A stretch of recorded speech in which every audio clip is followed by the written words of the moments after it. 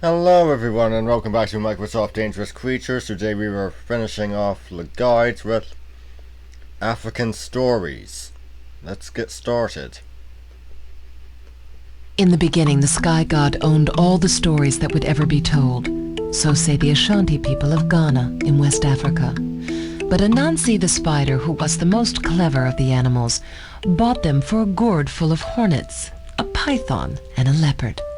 Now, as I am a storyteller, I may borrow some stories from Anansi. So click the button and I'll take you on a storyteller's tour of Africa.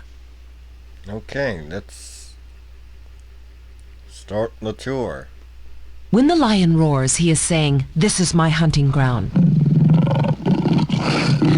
All over Africa, he is considered the king of beasts. Even the elephant, though he is huge and the lion small, believes this. Click me to hear a story the Kikuyu people of East Africa tell about how the lion came to rule the elephant. One day when Bushbuck comes home, there's someone in his house. Bushbuck does not go in because the voice from inside promises to eat him. Bushbuck, who has no courage, sits down and cries. And then he calls his huge friend Elephant.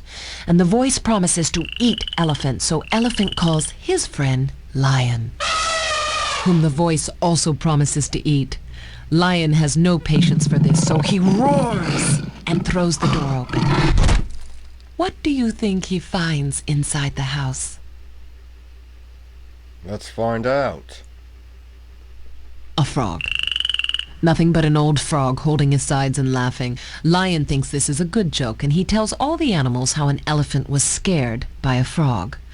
Elephant, as you can imagine, was very much embarrassed, and that's why, even though he's so much bigger than Lion, Elephant thinks Lion is better than he is, because Elephant was scared by a little frog, and Lion was not.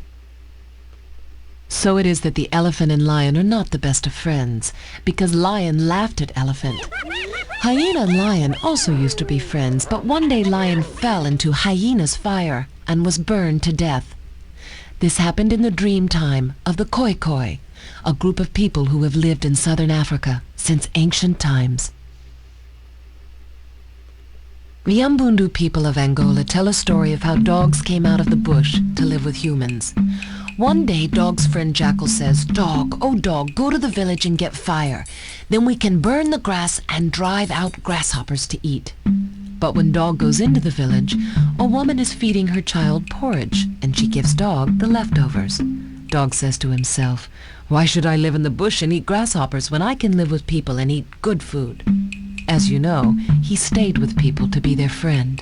These hunting dogs, though, are wild animals and not pets.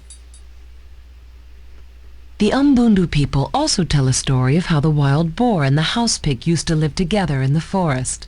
One day the pig said, "Let me move to the village where they will feed me." The boar said, "Don't go." But Pig left, and the people killed and ate the pig. And now when Pig squealed, they are saying, "Boar, you were right. I should have listened." You know that the hippopotamus lives in the water. But the Matabele people in southern Africa say that he used to live in the forest. At that time he had a beautiful coat of brown fur. "How beautiful I am," he'd say. Hare grew tired of listening to Hippo and set him on fire. Hippo's ears and tail and beautiful fur got burned off. When he saw his reflection in the water, he was so ashamed that he slid under the surface to hide, and he's been hiding there ever since. Poor Hippo. That was not the only trick that Hare played on him. Hare once challenged Hippo to a tug of war, but he tied the other end of the rope to a sleeping rhinoceros. Before this time, Rhino was a fine, friendly fellow, but then Hare treated him so badly. Before Hare woke Rhino, he poured a handful of ants, the kind that bite, into Rhino's ear. And when Rhino felt those ants, he ran, dragging Hippo with him. And to this day, the ants live in Rhino's ears, which is why Rhino is so bad-tempered. As you may imagine, ants in the ears could make anyone mad. Indeed.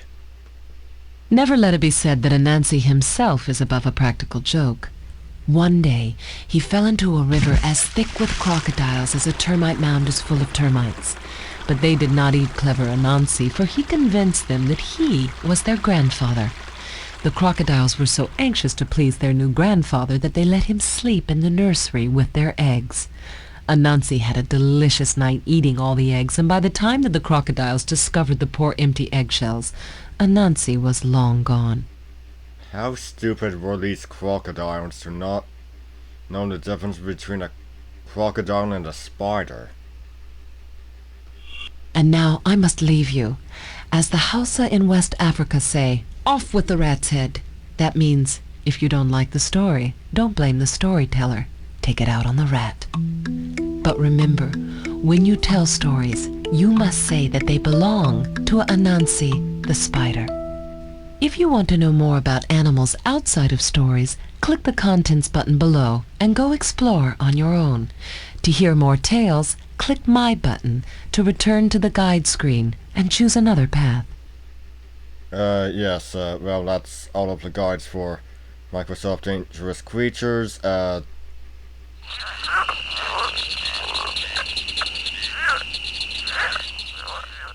Might do a poll or just choose the next one at random, for the Microsoft Office, Microsoft Home, whichever it is, the guides. To see which guides from a program we do next, but yeah, I'm just feeling like Microsoft Ancient Lands. I've been waiting years to do that, do it properly. Anyway, I'm Brian Croydrigan, signing out.